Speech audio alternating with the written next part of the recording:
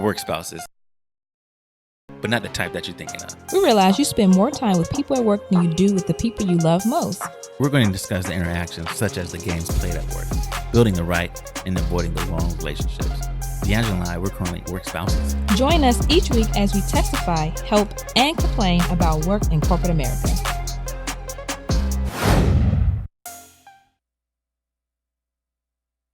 Welcome back and happy Halloween. Yes.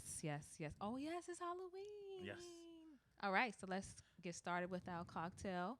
So our cocktail of the day was supposed to be a lemon drop. Okay. But I forgot the lemons. So it's just a drop. So I had to improvise. Okay. And it's ginger beer, Okay. gin, triple sec, and a little bit of simple syrup. Okay. And because, and in honor of Halloween, I have some dry ice here for us. Smoking already. Yeah, well, that's what it's supposed to do. It's almost stuck to the table too. Yeah. Okay. So It let's gets start to pour now. Okay, yeah. Let's lift your. Okay. So we can Frozen. see. Okay. Easy on it. That's Bubble up on my hand. Yes, that's exactly what it's supposed to do. Okay. So when are you supposed to drink it? Though. Yeah. You can drink it now. I don't know. I don't want that going on in my stomach. That's not going on in your stomach. Yeah. Let's cheers. Yeah, Cheers. And also, you celebrate a birthday this week. Yes, I did. So happy birthday, David. Thank you. Cheers. Oh, look. Oh, that's nice. 18, 19 years of experience.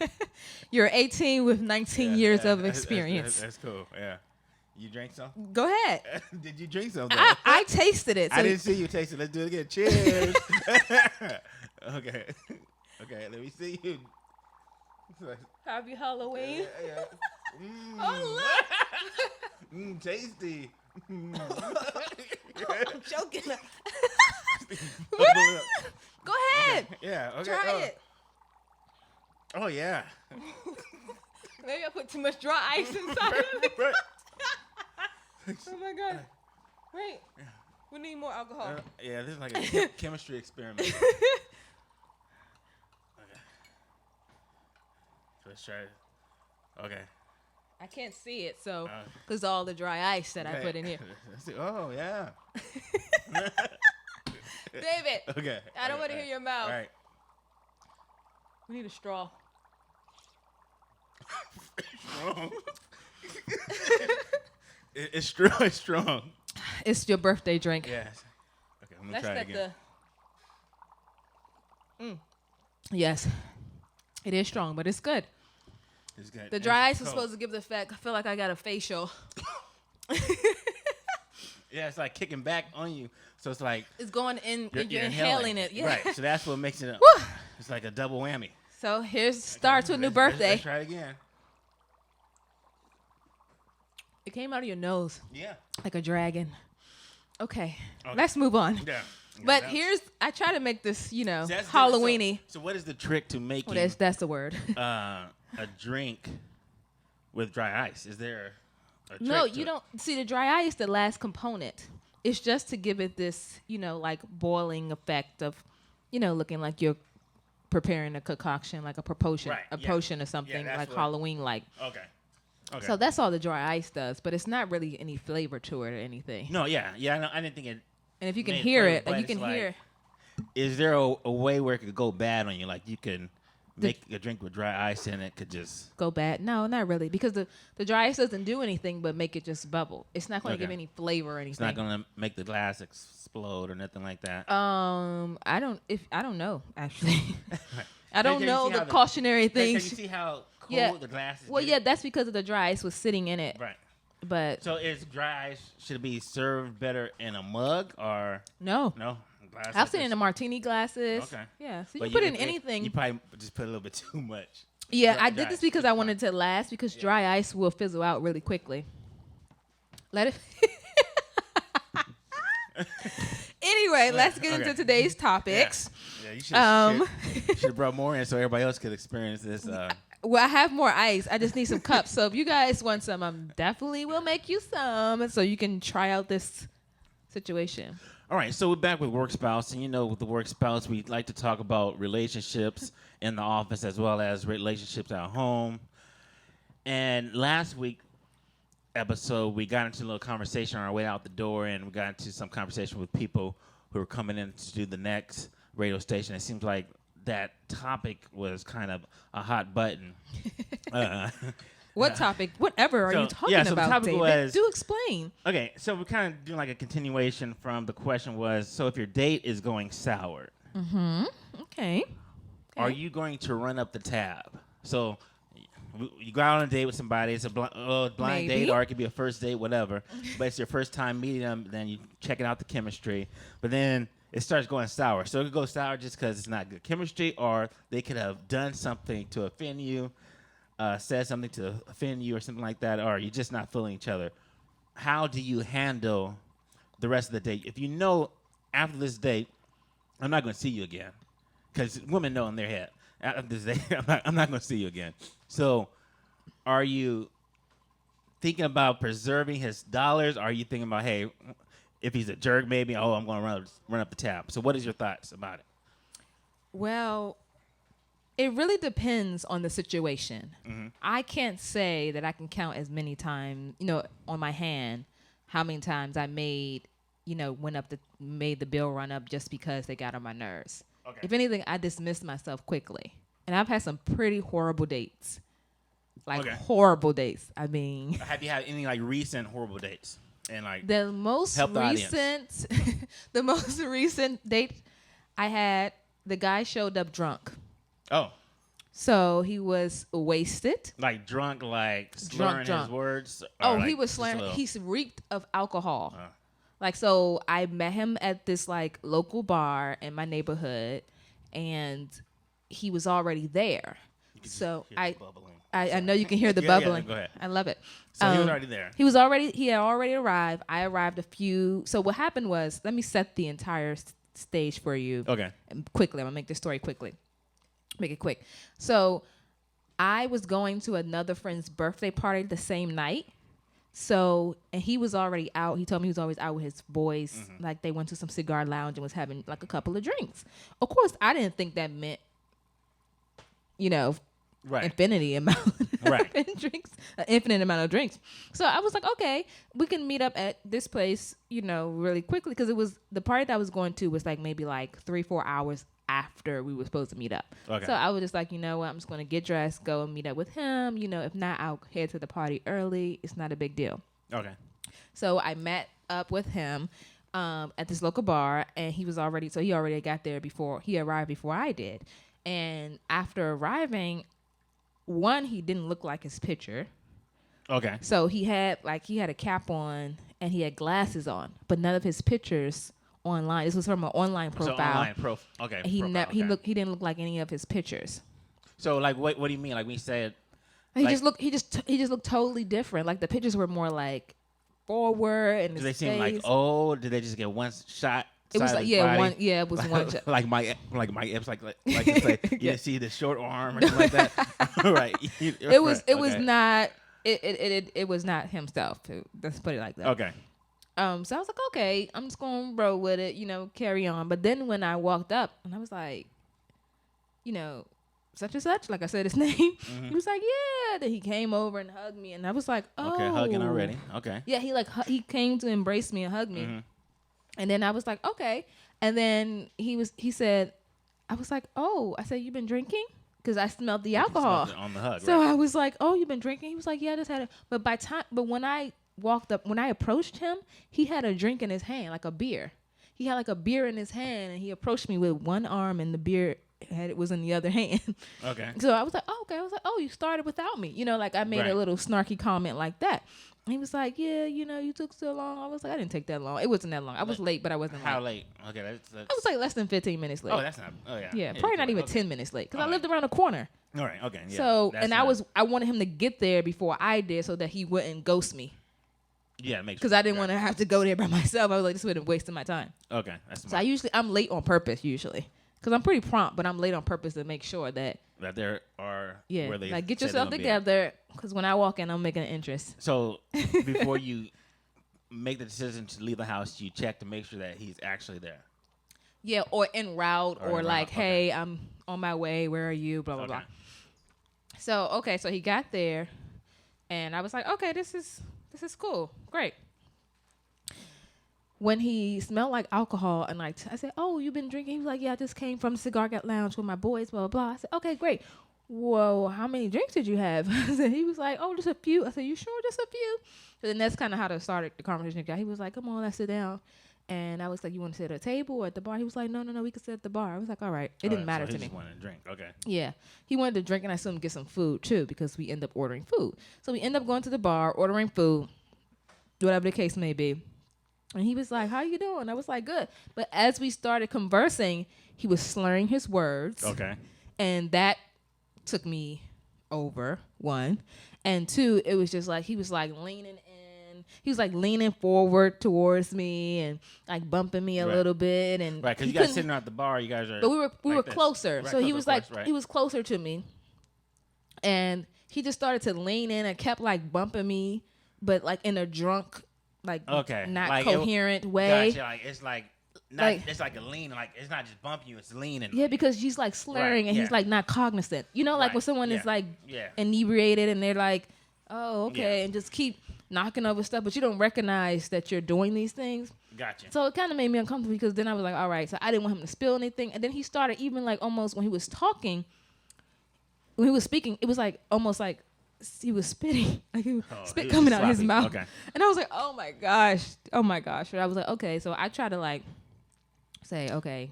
So how do you make like a quick exit for that type of date? Okay, so let me tell you, I couldn't make a quick exit because it led into like a lot more. So I was trying to like flow with it. So we ordered something. I think I ordered like one drink, and he ordered like wings, and I ordered like some Brussels sprouts. It was really something simple. And he was like, yeah, he was like, you seem like you, he kept like poking at me a little bit too. He was like, you seem like you're uncomfortable. I said, well, I think it's a little, not a great first impression to come on a date drunk. Okay. You know? So you kind of, that's and he kept saying, I'm not Drake. He's like, I'm not drunk. I'm not drunk. If he say, I'm not drunk, that would have been good. I'm not drink. I'm not drink. That's like, you really are. Okay. Right. You are absolutely drunk. Yeah. He was like, I'm not drunk. And I was like, you absolutely are. I was like, you're slurring. He's like, I'm not. You know how like someone keep denying, and I'm like, you're doing very like drunk actions. Right. You have get really upset. Too. Yes. Yeah. So then I kept, I left that alone or whatever, and I was just talking to him. So when I talked to him, he kept asking me the same questions over again. So then I became annoyed because I'm like, I just answer it, but I'm trying not to be like losing track of the conversation. Yeah, okay. Right. So I'm like, I just answered that. I just answered that question. In my head, I didn't say that. I was like, I'll say like, oh, you didn't remember? I just told you. Like I wouldn't say like, I just told you that I answered the question. I wasn't like that. So I was like, okay. So I just sat there. Then the food came. We ate.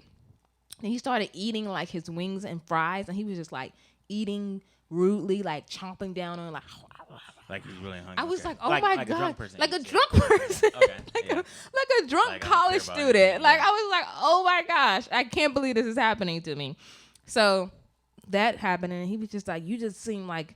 So then he said, you ready to go? I guess he noticed that I was calling Uber because I was about to make my exit. So I guess he noticed me pulling up Uber on my cell phone. Right. He was like, you ready to go? I said, yeah, I'm actually about to head out. He was like, oh, okay. So they got the check. So he said, check, please, to the bartender. Right. And the check came. And he was like, so the check came. He was like, you going to take care of this? I said, no, I will not. I said, the audacity of you to show up drunk and ask me to take care of the check.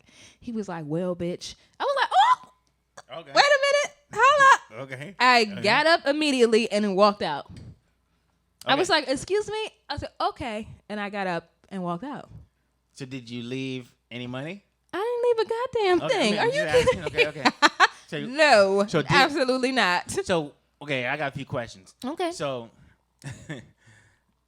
So when you guys were communicating before, it was all through the application of the dating, or did he have your cell phone? Yes, and then he had my number because we corresponded via text upon his arrival. So when you walked away, and obviously you weren't happy with the date, and he knew of that, did he text you or say anything like... Afterwards? Yeah. No. Okay, so did you have to like block him? Nothing, no more communication. Oh, I didn't block him. So what I did, I went on the app. Okay. Do you rate people I on did. the app? I like unmatched him on the app. And then Okay. I put in the comment as to like, and it was a comment section, and I said why I unmatched him. So I said he showed up on a date drunk. He called me like a foul language. That's like that's I good did. to know. I didn't know. So guys and girls, they get ratings. Well, on no, this it's app. not ratings, but the app will ask you What was why the you issue? unmatching with this Okay, why you person. unmatching? So they'll ask you, did you all match? What is the connection? Are you done with the app? You know, like even if you Right. get off the app, they say, did you meet someone? Like they'll ask questions. Okay, for they're the- trying to get data. Yeah. Okay, gotcha. So it asked me, and I was just like, this person showed up drunk. I told him, it was like a brief paragraph, like, this person showed up drunk. You know, he didn't really look like himself. Yeah. You know, Yeah, so that's- all yeah. those things that I explained to you, I kind of put in the app like quickly, and I was like, then he called me. You know, I put in the app exactly the word that he called me. Yeah, so that's a bad day. So Exactly. You think? there's a few things I want to pull out of that story that stood out to me, and it may make sense, it may be stupid or not. So, you knew that, like, why do women sometimes do this? Like, they know they have an event to go to, and they kind of double book themselves. Is that like a protection? Like, if things go bad, would you lie and be like, Yes. oh, my event is starting Yes early, I gotta and no. go? Sometimes it just happens that way because of Okay. your schedule, and sometimes it's not on purpose. But Okay. I feel like it depends on the situation. Meaning, how far in advance did you ask me on this date? Okay. So what if the date was going good? Would you ever not do the event the second? No. Okay. It was something I was committed to. It was a friend's birthday. I'm going to celebrate her birthday Okay, with her. okay. So I was definitely going to do that. But it's just that we'll see each other another time. If the date went Right. good, that's a good sign. That's Right, great chemistry. right, We can carry right. on with another date. But that happened to work out perfectly because I Right. had something else to go to. Right. So then the other question, and this is just for my own curiosity. Okay, all the questions. Okay, I'm being so- interviewed here Why did you order Brussels sprouts? because I had planned to drink and eat later, and I had already ate. So I wasn't really hungry. And then we were sitting at the bar. Okay. So I'm not going to get like a huge plate. I'm not going to get salmon, rice, and asparagus. And Maybe I say that because Brussels sprouts give a lot of people gas. So I'm like, maybe like you were so turned off to them. Hey, I'm going to have these Brussels sprouts. I'm just going to be farting on this whole day because this is what I think of you. that wasn't my Okay, I thought it was idea. like a Like I weapon. didn't have the idea to do Okay. that, but that would have been funny. I mean, I could have been just as rude. It's been dates where they were bad and I was just as rude. Have you ever had to do anything like in a date scenario to try to turn the guy off? Yes, I've Like- done that many a times actually. Like- I've done that more okay. times than I've actually had horrible dates. So typically, the date before that I had that was really horrible was this one guy, and we went to dinner like this Indian restaurant or something like that, and he kept bragging about himself. And he was like, to the point where he was like, all my exes has upgraded after me. Like, I mean, he was just going in, and I was just like, but one, I don't care. Two, Okay. what does that say about you? Yeah. Like, you know, like he didn't get that drift or something. I don't know what was going on. So I just kept saying things that was just like, I was really just kind of like being really rude to his personality. I was like, well, if all of them left you and you're here dating, what does that Yeah. say about your dating life or you actually being a suitable partner? You know? Right. So it was just like, he just didn't like, I'm sure he didn't like the things that I was saying, but I just kept saying really rude things. So have you ever ran the tab up on somebody because you on a date? Because they were being obnoxious. Yeah. Oh, okay. If you're being obnoxious, then I'm definitely going to run the tab up on you. But if you're not being obnoxious and it's just a bad date, I'm just leaving. Like, for instance, the one that I told you about, my most recent one. I was just like, I'm leaving. Right. Okay. Because even though he kind of addressed me drunk, I still was like, okay, well, let me not totally discount him. Let me see how coherent he is Right. to continue this date, or how Yeah. honest he'll be about the situation. Because I would think he would be more apologetic. Yeah. I think people He was like, apologize. Hey, he you know felt what? entitled. I went beyond my limits, and Yeah. I really don't want this to be my first impression. You know, I can understand if you want to reschedule, or or just bear with me. No, he was very Alright. entitled. Like, I should have accepted him showing up on the first date drunk, completely intoxicated. Okay. I mean, So then maybe, okay, so I have ahead. a question for you. question for me. I don't know how long you may be able to pull out these historic data Yeah, it's a of story. dating. So I've been off that But have you ever stopped dating someone for something that was minuscule or very like silly or just a part of your quirk? Like if you didn't like someone who chew loud or I don't know what it could be, but whatever. Have you ever stopped dating or just decided not to continue a date or talk to anyone, call them anymore? Because it was a quirk. This, I mean, could be kind of, I don't know if I want to say that one. No, tell me. No, I want to hear it. You have to tell me now. You can't do that. Yeah, this is going to be kind of bad. Hopefully I don't get in trouble at home. We're going to, yeah, disclaimer, yeah. we're going to block this part. Yeah, I remember, years ago, pre-wife and everything. I remember dating someone, and after engaging in that act, I broke it off because I didn't like the sounds that were being made. It didn't sit well in my spirit. Yeah, it's like the sound. It was some. Okay. Yeah, we know where you're headed with this direction. So, right, because I'm a man that hearing is everything. Sound is everything for me. Okay. So if the sound wasn't right. Some people say, hey, the feel wasn't right. For me, hey, the sound was not right. Okay, no, I can relate to that because the smell can not be right. That's exactly. Okay. I am that person. So I'm a person that your natural pheromones that don't match with mine, I'm ending it. Okay, that's fair. Immediately. That's fair. I will not tell you. Because, one, not many people comprehend the concept of pheromones. Right. They don't understand that. Two, can you imagine trying to explain to someone, I just can't get with your body odor? And they probably think they smell really good. Right. Yeah. So I can't tell you that. Can you help somebody? No. Okay, so let's think about it. So there's some I feel things, like you are attracted to someone's pheromones. Let's break regardless this down. of the perfume or cologne or whatever it is, that the Axe spray, whatever the heck you use to smell good. Okay, I feel like some things can be corrected. Not your pheromones. Or minimized or...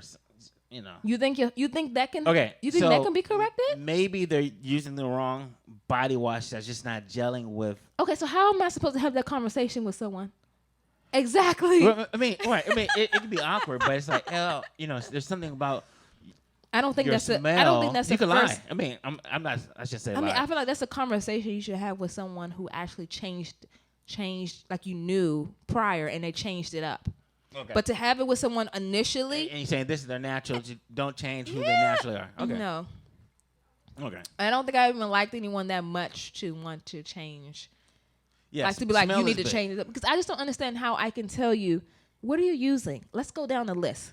You know what I mean? But if you're dating someone and they use a perfume or a cologne that impacts your allergies or whatever, or just makes you feel queasy or whatever... You should be able to voice that. No, you're right. But so it's like. But you don't think that's over time? Because initially I wouldn't think that it would be them. But I mean, you could blame. I mean, somebody's gonna take offense if you just say, "Yeah, your natural aura, smell, whatever." Right. It offends me. Somebody could take offense to that. Yeah. But if you could be like, ask them, what are you using? But this is the difference between like.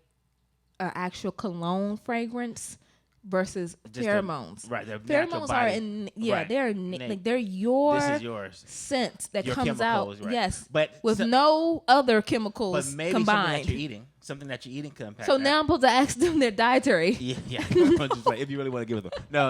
Okay, I'm with you. That's doing too much because that's their natural. I can't do that. Okay. I just feel like that's too invasive. One and two, like I as a person receiving that information.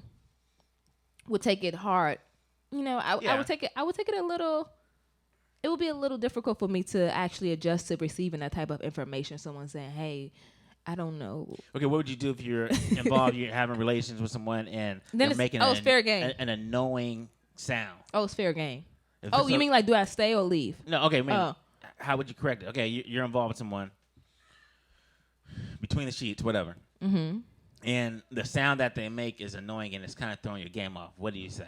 Do you say shut up or do you say... I would say shut up, but I would let them know. We would have a conversation. It was like, hey, how about try this? Try this sound, but this is their natural sound. I'm turning. I'm going to go to the soundboard. I'm going to be like, listen to this sound. What do you think of it? Oh, okay. How about that? What do you think? I think you should try that one. Okay. So you'll give them alternate sounds to try. I'm making this a alternate moans. That's what relationships about. We have to communicate our wants and needs. If you don't know, because the thing about, I feel like with intimacy and things like that, people only think that they are the best according to the last person, but everybody likes something different. Okay. So the last person may thought you was the best, but the new person may think like it needs some work. I thought that sound was very attractive. And turns me on and makes me want more. But you have to be willing to be open to receiving that criticism. Yeah. Okay. So let's jump out of this bedroom. Let's jump into the office. Yes, let's jump out the bedroom. Yeah, because keep it PG. Yeah. So we're talking about work spouse related items, and there you go. The question of the day is: should you keep your personal life private at work? Yes. So that initially you say yes. Okay. Yes. And why do you say yes?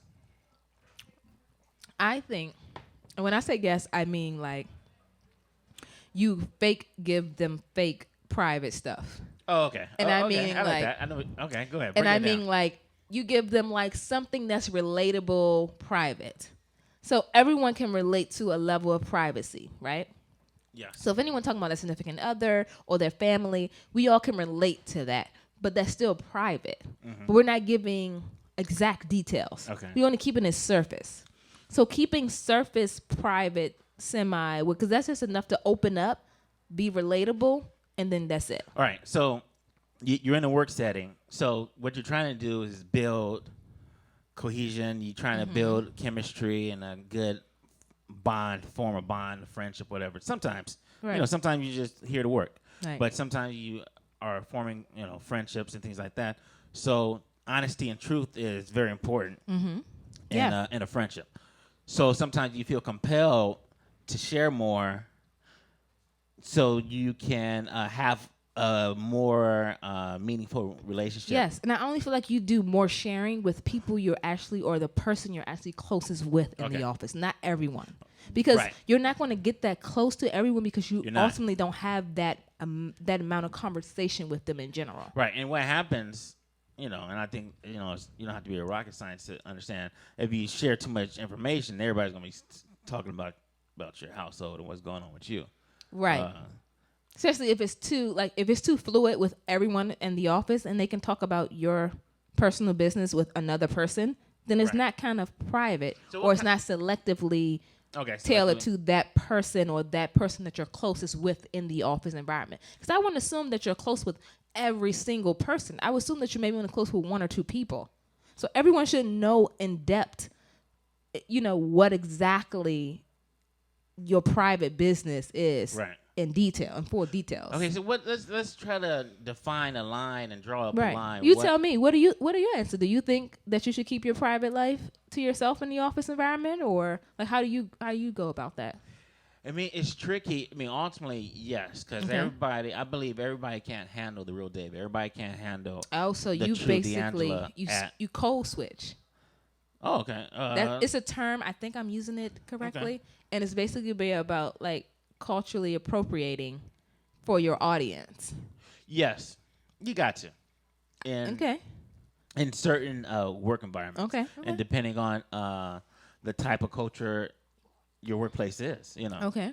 When I worked at FedEx, it was like a warehouse type driver experience when I was in my late teens and early 20s, and I think a little more loose talking and crazy talking and things like that. A little bit more honest. Yeah. But I didn't have no family. I have nothing, really an image to protect. Because now when you're growing in your 30s, you're protecting your family's image too. Because I can share something and make you feel a certain way about the way I'm raising my kids, the way I talk to my wife, the way my wife talks to me. Yeah. And then it opens up people to judge and have an opinion about your life. That's true. So that's one thing why I don't like sharing too much, but I do like being authentic in my relationships. Okay. I can totally understand that. Let's go to your term that you said it's called code switching. Cultural appropriating. Okay. So let's open that door a little bit because I think that's necessary. Do you do that? Yeah. Okay. I've done it. I've done it plenty of times. I was recently deciding whether or not to do it and just continue to carry on. She's like, come out of the closet and show them me, or yeah. like, okay, so I can show these mofos not to play with me, like okay. because sometimes I feel like I feel like more like across the board in my office environments, I don't show anyone my real personality. Okay, so how much do you guard and like? Okay, I guard a lot, meaning like if you were a friend and you came to my work environment, you wouldn't recognize me. Okay. Like most of my friends would not recognize me in my office environment because of how much I separate my social life versus let's work get life. into the details. So, is your language different? My language, Yeah. it's a little bit more precise. At it's work. not, than it is with friends because it's relatable, so they understand me. Like So you they don't have to break personally down know me. Okay, but even language in terms of profanity, vulgarness. Oh yeah. It can Okay. be. Oh yeah, definitely. Okay. It's looser with my social environment Are than it you is more my professional. aggressive? With my friends, Yeah. probably. Okay. Because I'm a little bit more direct. Okay. So. Or assertive or whatever you want to use, but because I assertive. feel like these group of people know me. They know my personality. So I don't have to overly explain myself. I don't have to say something that's like, do you understand what I mean? Because I mean this, because people who don't know you may take everything you say in a different direction because they don't know you personally. Okay, so do you approach a job, the culture of a job differently, whether you're working with young people, older people, black people, white people, Hispanic people? Yes. Okay. So it's all not more office so, or outdoor or whatever. Not necessarily with ethnic background. Okay. Until you show me otherwise. More so with age background, because what I found is that when I go into an environment, you're not challenged by younger audience. You're usually only challenged by the older people in the office. So every time I go to an environment, I'm usually challenged of how much I know about the older colleagues versus the younger colleagues. The younger colleagues not so much concerned with my knowledge of the job or how much I know or my years of experience. The older colleagues are. Okay. So, for me anyway, that's my experience. Yeah, because that goes down to kind of like getting sized up. Yeah. So then I have to. Then I'm forced to do so because I won't be taken seriously. I won't take more importantly, I won't be taken with respect, and that's important to me. Respect needs to happen regardless of my age, how long I've been at the job. So do you think you could share too much and you could lose the respect of your colleagues? Yeah. Okay. Yeah. So what is something that let's talk about what are your thoughts? What do you think? Have you ever experienced that in the office environment, or have it always been relatable? I think or what I'm willing to share, I'm willing to defend and stand with. Okay. And what does that look like? Right. Have you ever heard me share anything in the office and you're like, oh, why did he say so much, or why did he give so much detail? Because sometimes I even share things about even at home or something like that, or something that between me and my kid or something like that.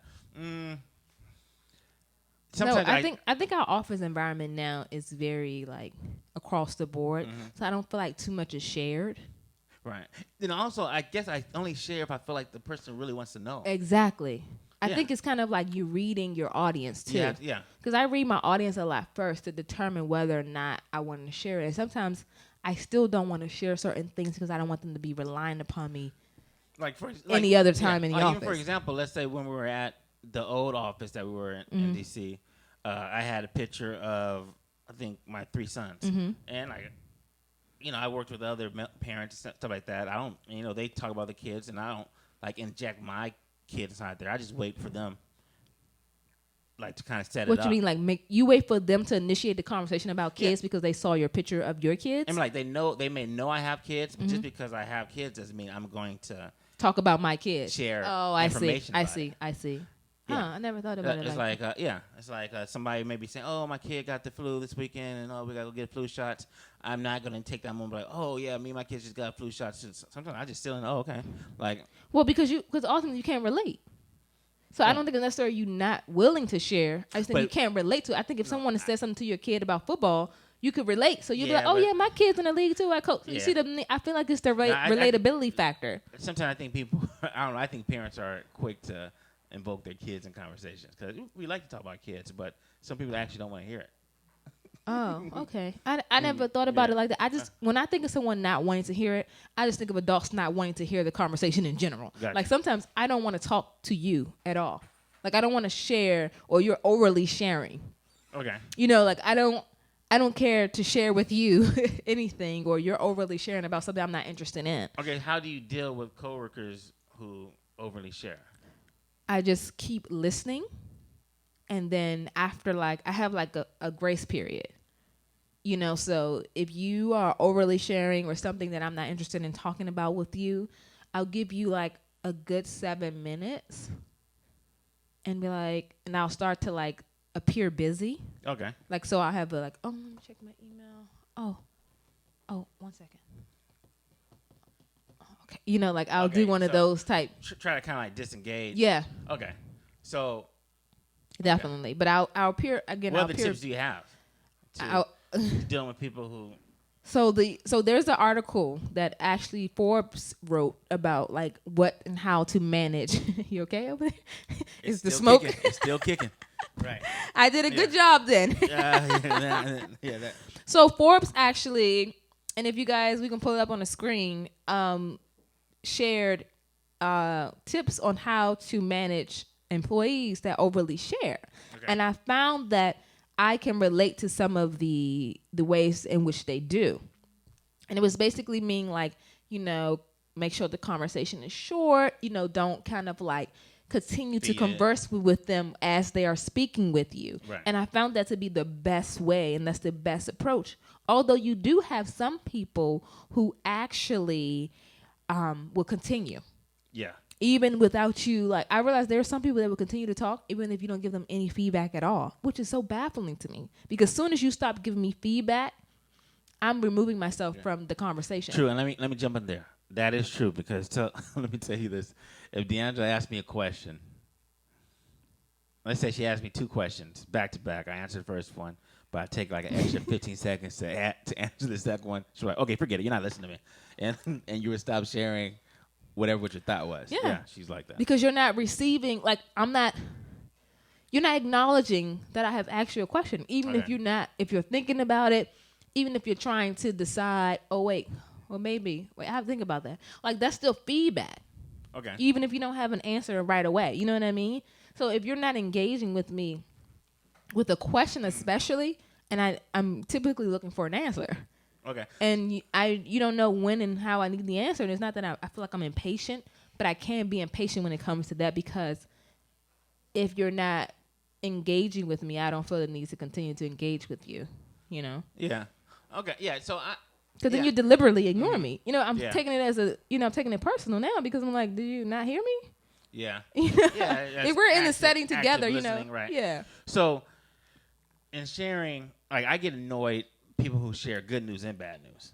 I mean, because you have people. Then that means you just don't care to converse with them. Yeah, it's not just that. It's like, okay. If you get annoyed with both of them, that means you don't care to converse with this individual. That's it. Okay, yeah, I work, and you ask how they doing this weekend, and they're, my mom's still sick, and we had to take her to dialysis 6 times. It's over the weekend, but it's only 2 days. But and they just always got a pity party. So you have people who share because they want you to join their pity party. They want you to be the caterer for their pity party. You are to something. Who want they want to share all the bad, so you not just for their attention, but they want your pity, and they want you, like, maybe even they want sometimes, a pity party. Yeah, basically. they want the pity party. But then you have these people who share good stuff, and that could be annoying. Like how can where's the happy medium for you? Well, it comes down to reading. Because I don't want a Debbie Downer. And granted, I don't want a person who brags. Yeah, you don't want a person who brags. If someone is highlighting their achievements and their accolades, I do want to celebrate them. It'll be celebratory, because if they're sharing that with me, I would feel that I'm already close enough with them to share with me. Because sharing, unless they're being because this is the one that you hate to. Because also you can share and you can be a one-upper, a one-upper. Yes. You know how I don't like those type of people. Right. So explain. I do not like a one-upper. So a one-upper is this, and we may have friends, family, coworkers like this. A one-upper is a person as if you're sharing a story, and they always have to say, "Oh, me too. Oh, I did that way back in the past. Oh, right. I know all about that." Right. Now, granted, there's a fine line between one-upping because if you have relative experiences, you may want to share. Right. But that's when I feel like you have to gauge your audience. Yeah. So when you're at work, sometimes it's best not to disclose all of your talents at once. And then other times, depending on what it is, it can seem as if you are being disingenuous too. Because if you say, "Oh, I remember I mentioned this to you. Why didn't you say anything about it?" That can show that you're not being, there's no genuity in it. Like you're not being genuine about the whole thing. Okay, how about sharing your vacation plans? Like, okay, I'm going to... like, give me examples. People share their vacation plans. I'll say, yeah, I'm going to... And the next question that follow-ups is, where are you going? Okay. So people say, "Oh, I'm going to... I'm like, okay, if you've been there, you can say, see how that's not a one-upping because you have experienced being there. Okay, would you share your vacation experience with a well-known professional one-upper? That I know who one-ups me all the time? That if you say, "Oh, yeah, we just got back from Jamaica, me and my friends, and we were there for 4 days. We did a cruise, and we went, and we did this other stuff." And then the one-upper would say... And the one-upper, "Oh, yeah, I went to Jamaica. Yeah, been there twice, but, yeah, I'm trying to just..." Oh, I wouldn't continue, but I was like, "Oh, we enjoyed it. We had a great time. We knew some locals, or they were local," because I actually have a friend who's actually Jamaican. So I would be like, yeah, so we actually got to see another part of it than the touristy side. Like maybe you just only had the touristy side, but I had more of a advantage. Yeah, I guess that. Because if you one up me, I might one up you back. Yeah, and that could be people that are just trying to rain on your parade. But you just have to be cognizant of the type of people that. And you gotta know how to shut it down too. You have to also give them the opportunity to understand that like. You need to shut this down because I'm sharing. And because I'm sharing and you didn't necessarily like the experience, you can just say, "I didn't necessarily care." Because, I had someone do that to me similar, but in the opposite direction. So I was telling them that I was going to Tulum, Mexico. Mm-hmm. And I told them about the cenotes, which is like the underground cave excursions. And they said to me that, like, "Do you know what they are?" And I was like, "Okay, trying to test it out." Yeah. Okay. I was like, but even if I didn't know, I'd be like, "No, I'm not totally aware."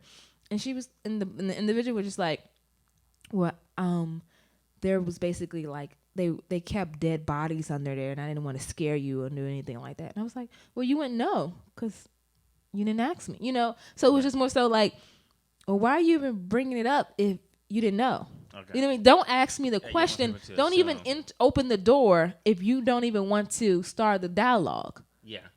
Like, just keep it to yourself then. So that's something that she could have kept to herself that she didn't necessarily enjoy. She was like, "That just creeped me out," or "I just didn't like that," or, like because of her whatever political views or views on sacrificial, whatever they did, and however they explained the story to them. Basically, they would say that they kept dead bodies in the cenote. They were buried dead bodies. But cenotes are basically like caves underground, and they fill with white water.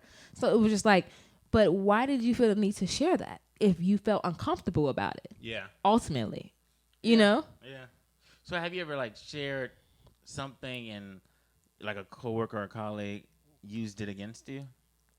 Like.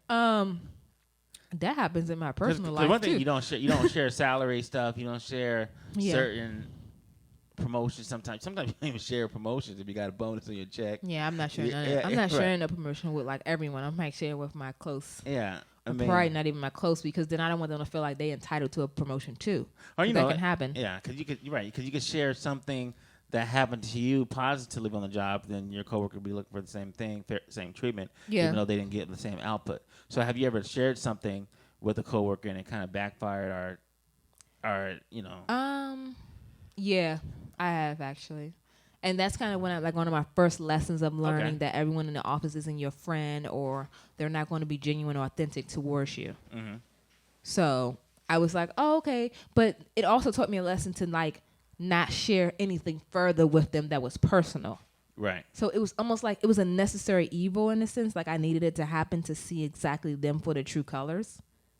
Okay, Oh, okay, because I didn't know that they were loose lips, and loose lips sink ships. So, have you experienced sharing something with someone and you felt like, dang, have you called them out publicly? Because sometimes if someone shares something in front of a group of people that I said to them in private, I was like, well, I'll make a joke of it. I was like, well, that wasn't meant to be shared, but since we're here, right. I think I have shared like something about another coworker to another coworker. Oh, to see, so now you've been messy. But no, to see if it would get back. Oh, okay, I've done that too. Yes, testing. I know what you mean. Yes, some testing. But that's what you have to do. Right. Sometimes it's hard to do those things because it'll take you longer to hear about it. Right. Like it'll take longer for it to become full circle. Right. Mm-hmm. Yeah. So there's some sharing tactics that I use just to kind of see who you can trust. So you test the waters first. Yeah. I test the waters now, but when I did it before, I was much younger in my career and had no idea. Like I was basically a novice in understanding office politics. Mm-hmm. And I then recognized that although you're genuine, you cannot expect these people to be the same way towards you. They're still going to have this little like one-upping. They're going to one-up you because they like, oh, she cute. She thinks let me tell her business because she ain't perfect. People will look for imperfections. Yeah. To allow others to notice or make other people aware. Like, she's not perfect, and let me show you how. X, Y, yeah. It's sad, but it's what people do. Have you ever shared an idea at work and somebody used your idea? Oh, this has happened to me in my personal life. Oh, okay. I have actually shared an idea with a manager though.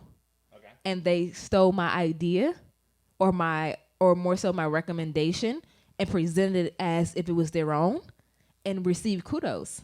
And I shut it down really quickly. Oh. I said, the idea that we talked about the other day. So in front of the entire group of people, because then this is how I feel about in public environments. If you decide to disclose something publicly that we said in private and not give proper credit when credit is due, I'm going to go public too. Right. Yeah. But I'm not going to do it in a way where it's, some people think that you can't, when they say it's not what you say and how you say it, it's really important to understand that lingo and how to go about those things, because I feel like I can say whatever I want to say. It's just how you say it. That's so true. In public, I have said to them, hey, you expressed this in front of okay, I didn't know that you told everyone about our conversation. It's so many ways that I can bring it home. Oh, I didn't know that you told everyone about this conversation. I thought this was just an idea between us at the time. Yeah. How about, I can see you doing that. Because that's my personality. Right, yeah. So how about sharing business, your personal business on social media, knowing that you have... I was going to ask you that, actually. That was going to be my next question. I was going to ask you, how do you feel about, sharing your personal business or your Facebook or becoming Facebook or social media friends with any of your colleagues or your boss? Have you ever encountered that? Do you actually follow or connect with people who are at work on your social pages? Yeah. Even my job in San Diego, my supervisors, we were... Well, no, now think about it. We didn't become friends on social media until after you left. I left. That's exactly what I do. Right. And we're not friends until afterwards. Yeah, until afterwards. The things that I put on social media, I stand by it, and I'm very cognizant of what you posted. Yeah, especially having a public position in terms of working for the government and things like that, and there's certain rules and trainings that they give you. But if I was in supervisor position, I'd probably do the same thing. I probably would not befriend my subordinates. I don't befriend now anyone at work that isn't my friend. So we're social media friends, right? But I wouldn't social media friend anyone else at work. And I actually don't have any more social media friends at work. Yeah. Even though I know that they're I won't either. I will not. We will not be friends. I will ignore you. Hell, I will even ignore you half of your LinkedIn profile. I don't want you seeing my experience half of the time. I don't care. Yeah. I mean, granted, this is public, or if you're public, rather, because I could be private as well. But sometimes I don't want to be your friend on those things. I don't care when you have a work anniversary. I don't care when you get a new job because we're not that close. We're friends You text me, hey girl, I got a job. Hey, I have this opportunity. How you doing? You know, that's fine. I don't need to be your friend. So what about like sharing, and it could get you like in trouble in terms of getting you fired? Okay, so that to me is something that I feel like you're not CYA, meaning covering your ass. Okay. If you do not look I am a handbook person.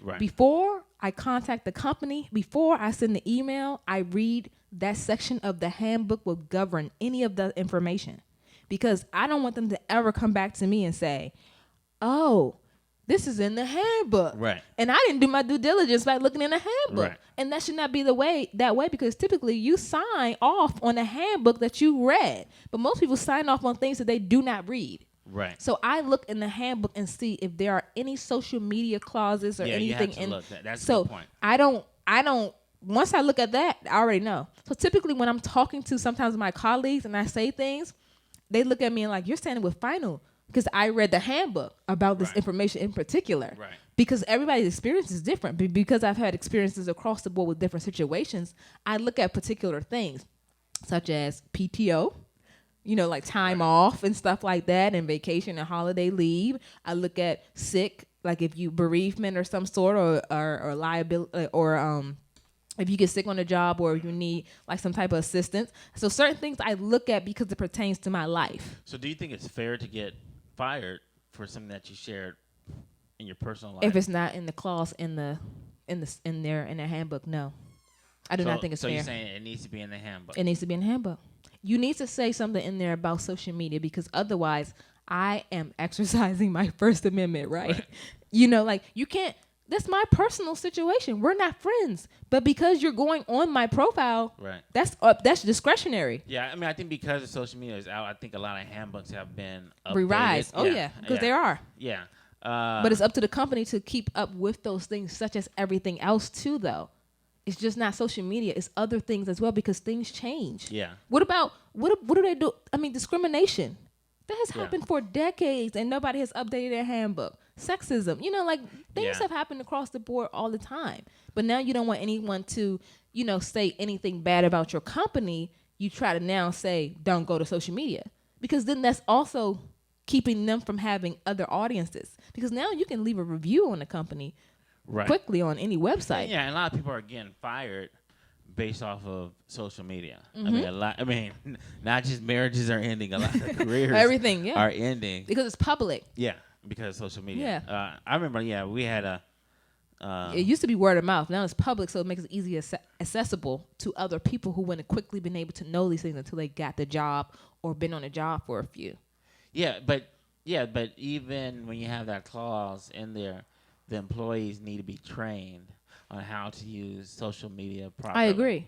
Well, I think you need to outline. This is why you have HR specialists. You need to outline exactly how much and what they need to say, or what they will say that will get them in trouble, especially when it pertains to the company or personal views that may be something that's not socially or ethnically right. Yeah.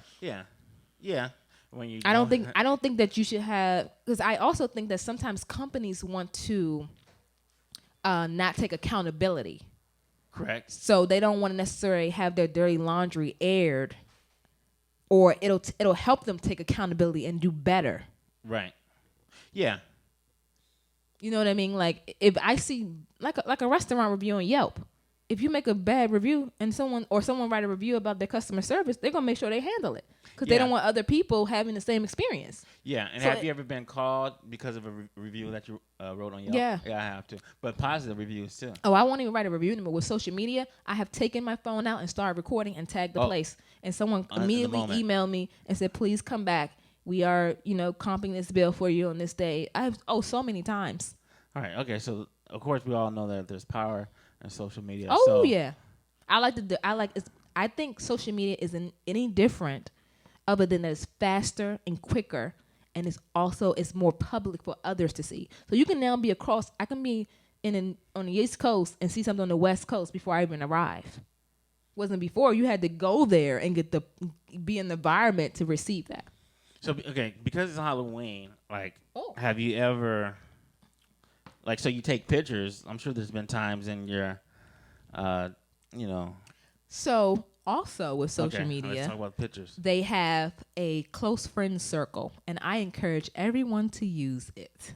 Okay. So what the close friend circle does on Instagram in particular, I don't typically use Facebook that much, and I actually filter my Facebook.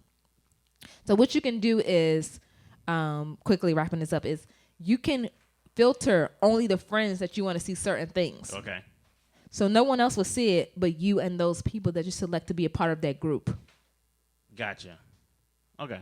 Yeah. So you can filter, and I love the idea that you can do that now, because I feel like that's the way social media should always has been, because of your job. And the crazy thing, because people are sneaky, because they would take a picture, they would show it to other coworkers. Yep.